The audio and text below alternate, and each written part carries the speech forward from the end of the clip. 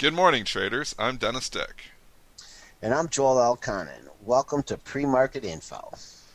What an earnings day we have today. So many earnings, so many stocks we could start talking about, but I think we should start talking about Apple, Joel. Well, the street kind of got what they wanted. You got a pop. They obliterated the 419 number, went up to 429.90, but that's history now. We're making new lows on Wow. the move here as we speak. I guess you just got to keep a reference here. Monday's low was right in this vicinity, and then the low of the move at 385.10. Wow. It was a crazy after hours. Bring back the after hours chart. I'll tell you the story here first. 1009 versus 1007. So they beat on earnings, they beat on revenue, 43.6 billion, 42.6 billion. The guidance for sales Q3 a bit light, so that was a little bit nerve-wracking, I think, for the longs. Overall, though, they're raising the dividend, quarterly dividend from 265 to 305, initiating a 50. There was already a $10 billion stock buyback. They're increasing that by 50 more billion, so going up to $60 billion Wow. on the stock buyback. I was looking at this. I was looking at all this news. The stock is up $20, and I'm analyzing it. And I like to trade after hours. Everybody knows I trade pre-market. I trade after hours. I like to trade the guns. I'm looking at this, analyzing. I'm like, I don't know if they really want to. I don't really know if the shareholders wanted a stock buyback. I think they wanted the cash given to them. So I'm like, they're using 50 billion, and they're not increasing the dividend very much. I think that's going to give this back. I actually short the stock in the initial spike. I shorted at 423. I wish, and then it goes it goes all the way against me, almost immediately, up to 429.90. Bounces around there for the next 20 minutes, making those highs. And obviously, I'm looking. I'm like, well, maybe I'm wrong. Maybe I'm second guessing the thing. It starts to come back in. I actually lose. I actually cover the position. I covered it, Joel. I covered it around 425. Lose a couple of bucks on the position just because I got nervous. It actually did spike up on that second spike back up to the 429.90 after that. So I actually was happy with my cover because I almost covered on the low of that spike. But I wish I would have held the position or at least put it back on, because obviously after that, it just tanked and tanked and tanked, and I watched the thing fall 20 points, and I was kicking myself for covering that position. So I had the right call, but my timing was off, and this is what trading's about. It's difficult Wow, after yeah. hours. Sometimes the timing can be off. I thought you were going to get plowed. I thought you were going to stick out at that 419, because we had talked I about thought that about it. level. Yeah. You probably put a 419 limit in and got done at 423 the way the thing was moving. But just two things, from your story, just to point out to traders. Number one, it's a lot of times it's good to exit a winning position in after hours trading when it makes ridiculous moves. You can use that to your advantage. And then secondly, we talk about this all the time, but it's much harder to implement when the stock has a buck or $2 spread. Yeah. But, if you could have had the wherewithal to, if you wouldn't have taken that heat psychologically when it came back down through Yep. 419, Yep. it came That back was the down, trade. you could have sat at that, because once it came back down to 420, Zero heat. and Yeah. zero You heat. took And we zero don't heat on like the way heat, down. and it's hard not to take heat in a $400 stock. I mean, I But took just, 6 points of heat on that. It's not that much when the stock's bouncing around, like you said, with $1 or $2 spread, but you second guess yourself. You think, well, I've read this, and I don't think I love this report. And I was just analyzing it. I made a call, but I second guessed my call after I was taking the heat. I'm like, maybe I'm wrong here. Now I was just down 6 points. Now I'm only down a buck and a half. It's offering me a good chance to get out of a pretty big losing position. And I covered it, and I really shouldn't have. You've got to give it a little bit more than that. I think I maybe just get smaller size or something, and when you're trading these things after hours, so that you don't wiggle out of them. But crazy after hours for Apple. Yeah, just to end it on a fundamental note, we are coming back to the day that Steve Jobs died. The stock closed at 378 and a quarter, 15 points away from that. That's a reference point. A lot of people thought the stock was toast after that and went to 705. They're still lacking a new product. They're still lacking innovation, and I think that's as opposed to a buyback, increased dividend. I mean, I just heard a guy on CNBC call, you didn't even call him a tech company anymore. Yeah, I You know, heard that too. yeah, That's getting that's ridiculous. a little bit going out of the way. But there are other stocks to talk about, Dennis. We can't labor on Apple here. Okay, we'll get off the Apple here. Move to AT&T because wow, what a sell-off here for AT&T. They actually just matched estimates 64 cents versus 64 cents. I was trading down on the report, trade down to the low 38s last night. If we bring up the pre-market chart, you'll see the Well, I action. just want to talk about everybody getting jammed on the close there. There must have been a 39. buy imbalance. It closes at the highest level. It's closed at it like 6, 7 years. So, you know, you figure the designated market maker must be licking his chops on this open. Yeah, oh yeah, he probably sold into that because there was a buy imbalance, obviously, and usually they provide liquidity into that. So the DMM, if he, well, he may have tried to hedge himself or something somehow with the earnings report. I don't think those guys like to take him into the earnings report, but if he did stay short, he's pretty happy right now. If you see the after hours action, you can see we spiked down around 38 bucks, rallied up a bit to 38.40 after our session closed, and then this morning Morgan Stanley and Citigroup both Yeah, downgrade the gang stock, up. so they're ganging up on it. That's now started a new free fall for AT&T. This is a big move. Trade down to 37.20, trading 37.33 right now. Big move for a big stock like AT&T. What do you think? Do you think this is overdone here for AT&T? I mean, they did match earnings. Yeah, I do too. I mean, you know, those are two pretty influential houses, though, ganging up on it. So they're probably trying to reel in a short position or something for one of their customers. No, But, they don't do 30, that, Joel. 30, no, okay, I didn't say that. Strike that from the record. 37.13's been the low in the pre-market. We're 20 cents above that. Go to the daily here. 37.50 we cut through. Looking at this low that we had here at 37.21, that was the low on April 3rd. I like that. I like coinciding with the with the pre-market low. And even though you don't have a reference point here at 37, I Yeah, just think that's I what, think the bids. Yeah, if this thing cuts through 37 on the day, I think I'd be a little bit surprised. That's the one. I don't think so. I think, I like your 37.21 number, but it has cut through it, and I am nervous that we never did have a reference point at 37. Usually AT&T likes to kick around the whole numbers there for the better part of 2 or 3 trading sessions before it takes it out. It just blew through that 37, so that's telling me there's probably not that much there on the way down through 37. I like that 36.71 level, that low that day that it blew through it, a lot better than the 37.21 number, but you do have that reference point, like you said, with the pre-market coinciding close with the 37.21. So I would say if it starts cutting down below that 37.12, the pre-market low, was that what you said? 37.12 was the pre-market low?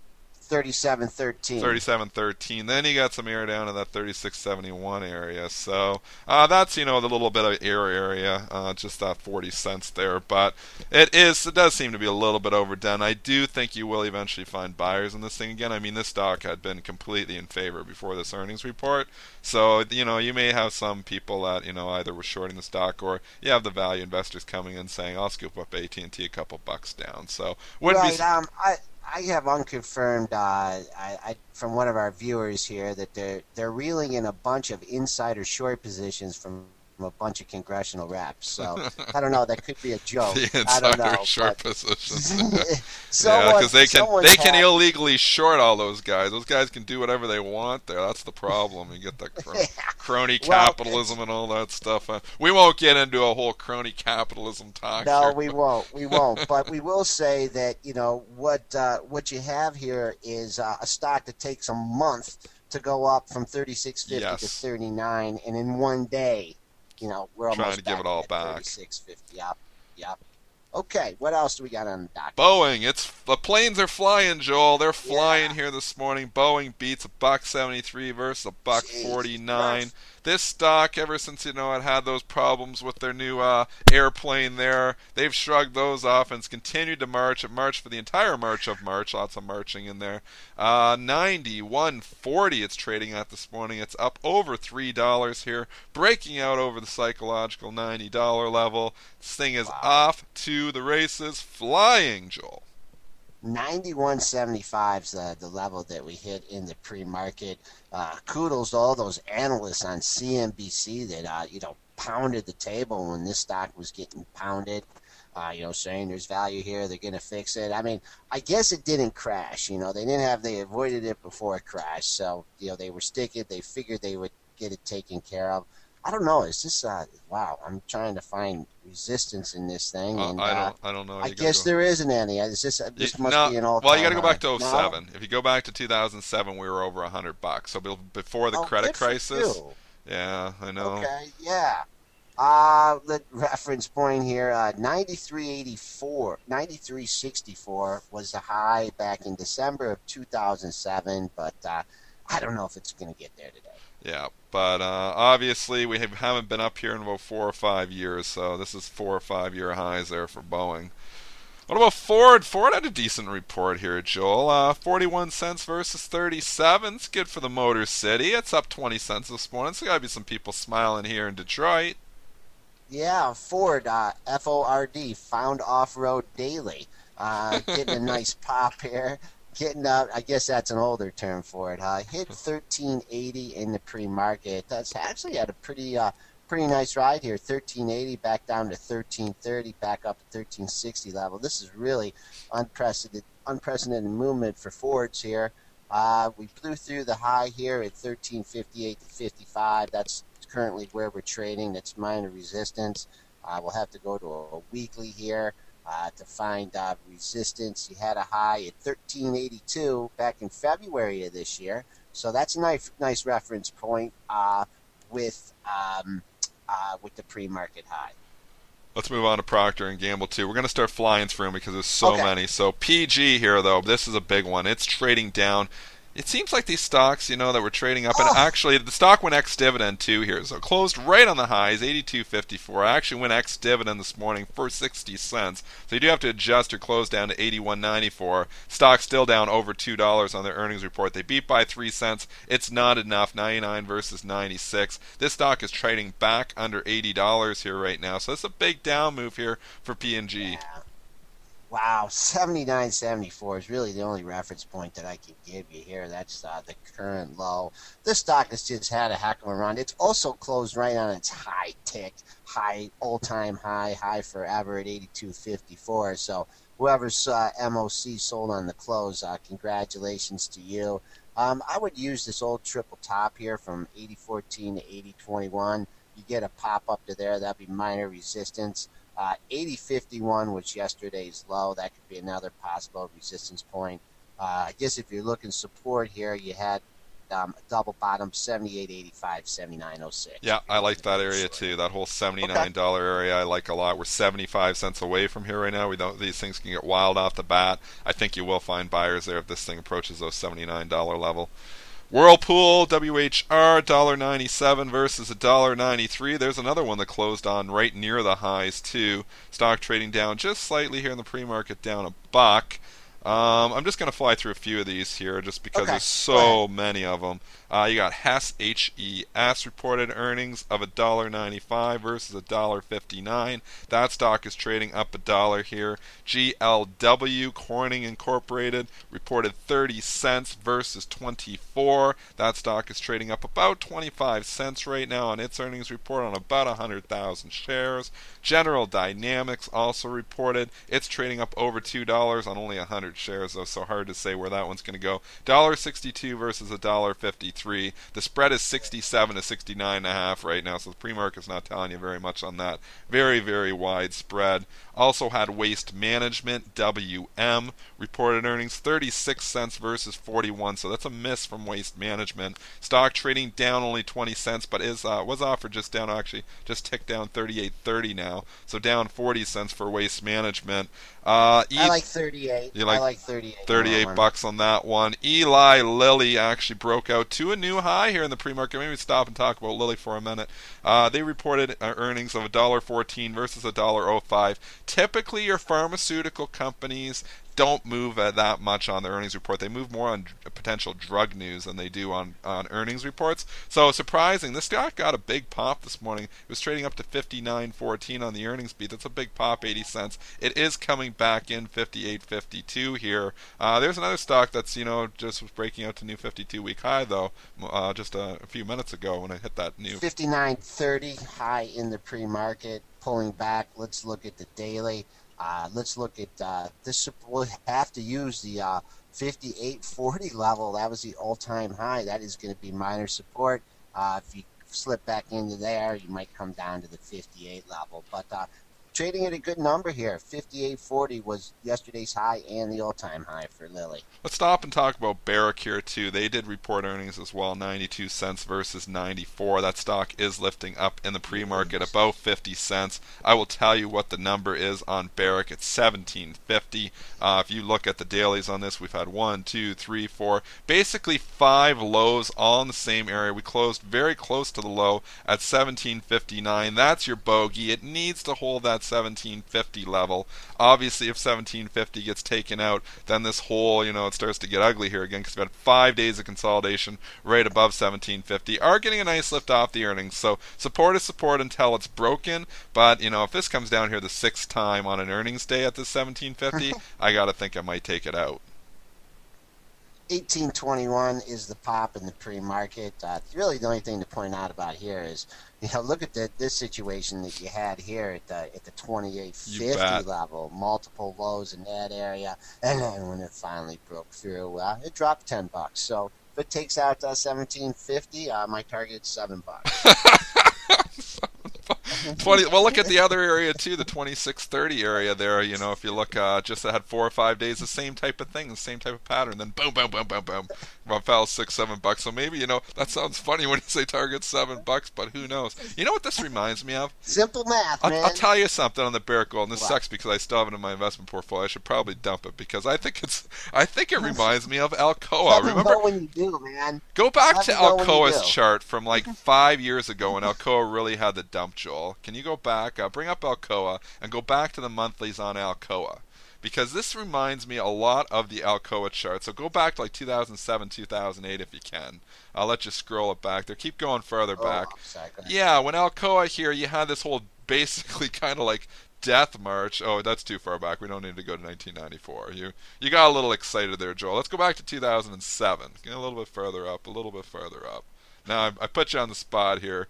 A little bit further up. I want to see 2007. A little bit further so I can see the fall. A little bit further. So show me 07, 08, 09. Yeah, that's good. That's good. Okay. This is what this reminds me of, this Barrick Gold. Alcoa traded up here forever, for years and years in 30s, 40s.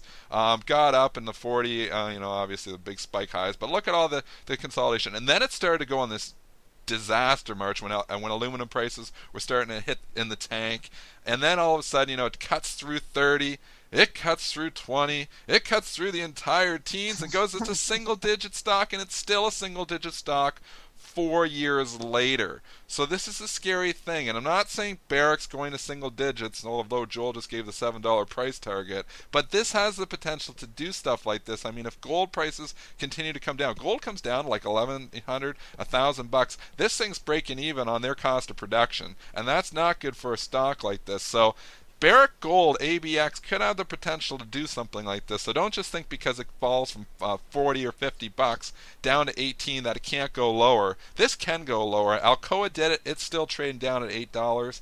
And maybe you're onto something with that $7 price target on something like this. Now that we said this, will probably rally $5 today, but I know. Well, when now all the mines are coming online that they started up 2 or 3 years ago when the price of gold got to $1,600, $1,700, $1,800. Now they have all these added production costs, and the base price is much lower. But running a little bit long in the tooth here, I guess we do have to talk about this little index here that we all like to follow so much. Had a nice pop. We got up to 1579. Trading just made a low at 1571.50, and we didn't even get to talk about the fake tweet. Yeah, the big fake tweet show yesterday's action with the what are they were they calling it? The hack crash or something like that. People were saying. Yeah.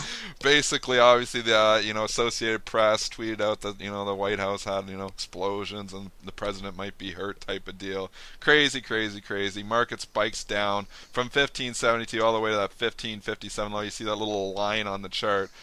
Just craziness. And then obviously 4 minutes later we're all the way back. This just goes to show you, that things happen very, very quickly. Even off a little tweet. We know the liquidity providers. 99% of them are high frequency traders that don't have affirmative obligations to quote. So when there's uncertainty, they quickly cancel all their orders, and you can have like this vacuum of liquidity. But I mean, it was a quick 15 points down, 15 points up. So the moral of the story, here's what you should take from it: don't use stop orders, because stops get triggered. And if you're using stops there, you probably got and probably sold the low on a lot of your stocks. So I mean, use mental stops, know where the stocks. But if you have the stops sitting out there on the book, I just don't suggest. I'd rather you use mental stops. Know you're out, know where you're getting out of the stock. But by putting those physical stop orders out there on the book, sometimes they just get taken advantage of, and they would have here. Okay, just to close out the show, just a note here on the index. We are trading a point below the close, 1573.50, so that's going to be an important area to control. Also, 1577 was Tuesday's high. We took that out in the pre-market, but in order to save us from slumping back into the 1560 handle, I'd like to see us clear the close at 1573.50. Well, that's our show for today. So many earnings, so little time. We're sorry we didn't get to them all, but we only got so much time. We will be back with you guys tomorrow.